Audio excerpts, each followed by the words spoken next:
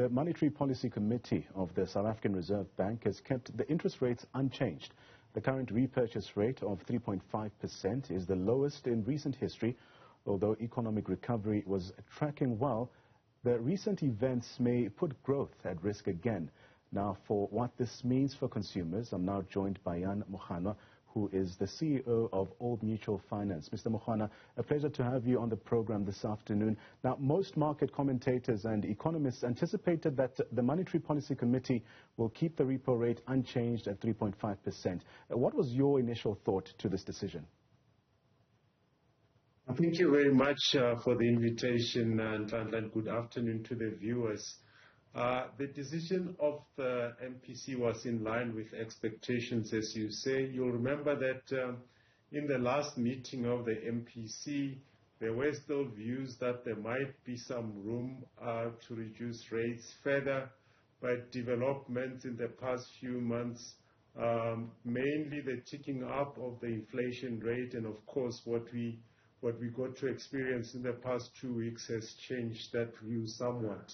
So at the end, leaving rates the same, the repo at 3.5 and therefore prime at 7%, it's definitely a sensible thing to, given where we are. So I think that was largely in line with expectations.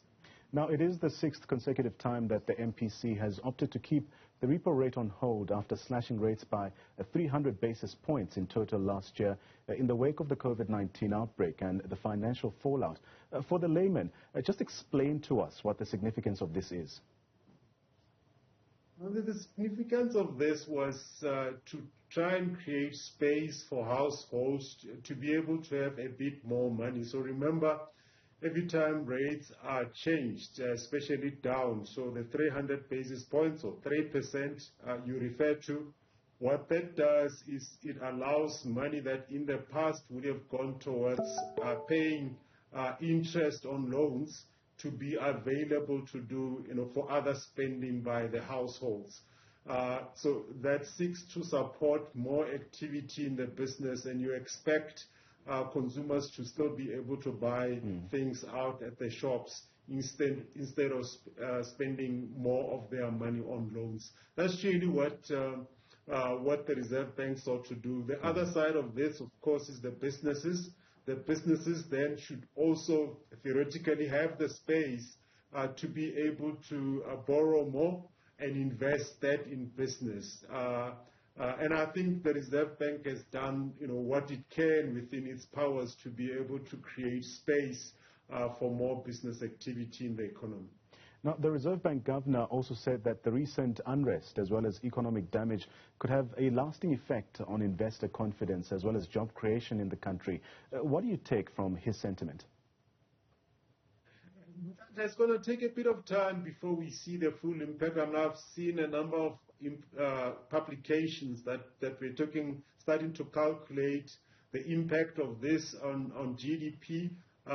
In true sense, it is actually still very early days to be able to count the costs. I mean, where do you even begin? What we do understand is the impact on people's jobs, its impact on malls, on property. For something like Old Mutual, where we operate, 30 of our 365 branches were damaged. We are busy doing the repair work. But that's just a small part of the extent of the damage out there in the market. One of the things that worries us is the impact of small businesses, who many of them have been operating in the same environment where the damages were done. More worrying, some of those businesses may not have sufficient insurance on their businesses to be able to quickly restart, even if the malls had to start to open up.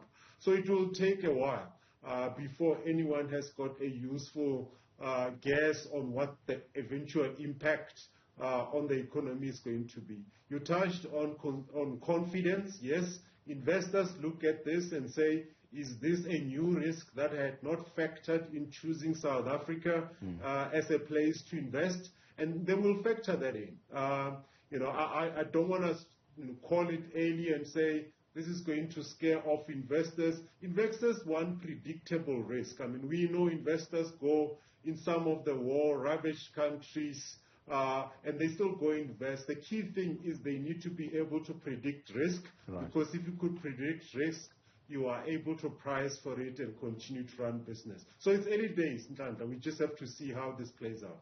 Mr. Moganwa, I also want to take another snippet from the Reserve Bank Governor's announcement this week. He also says that, in addition, the lockdowns and other restrictive measures that remain in place in a number of countries will continue to weigh on economic activity, particularly in sectors dependent on close contact, such as travel, tourism, hospitality, as well as leisure.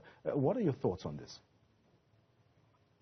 Onslaught on a number of fronts on the economic activity. You mentioned some of the sectors that continue to be under pressure. Tourism is the one that comes to mind, but there are many other sectors.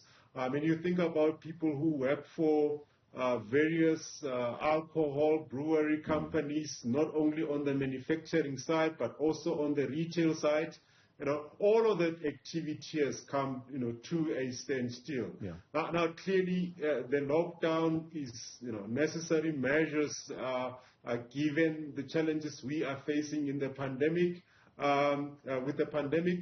But as you would have heard many times from the president, they are also trying to strike balance between continuing to ensure that society is safe and at the same time not kill economic activity. It's a very difficult balance. Yeah. Speaking about maintaining a difficult balance, and as we wrap up, for now, economic and financial conditions are expected to remain very volatile. What will be the impact of this?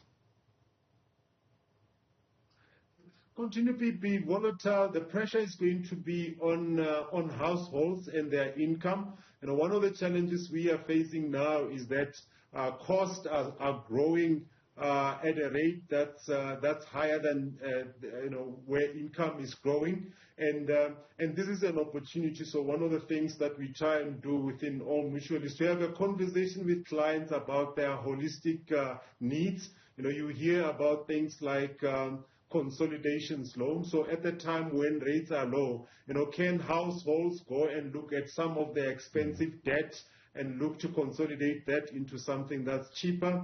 There's going to be a lot of pressure on savings, and savings, and sometimes it sounds like a contradiction. On one hand is high level of debt, on the other we are saying people must save. We're going to have to just see the small habits that you can go into.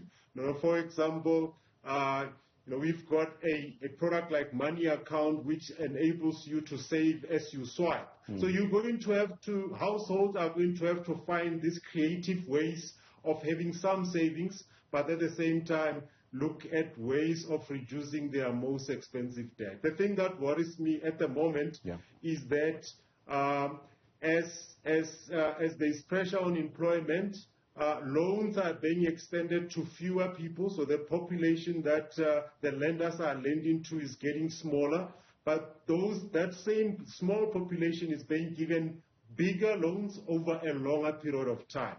You start to see people taking loans for 84 months as an example. That's some of the things that, from our side at All Mutual, we said we will not do. You should not be paying for your party for 7 years. You're seeing that also with houses.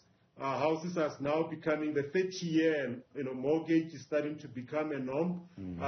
Same thing with vehicles. So those are some of the things that I think, households need to pay a lot of attention to and start to have a disciplined plan against which they are working on their finances. It's going to be tough before it gets better. It's going to be tough before it gets better. Well, you've heard it there from Moganwa. He's the CEO of Old Mutual Finance.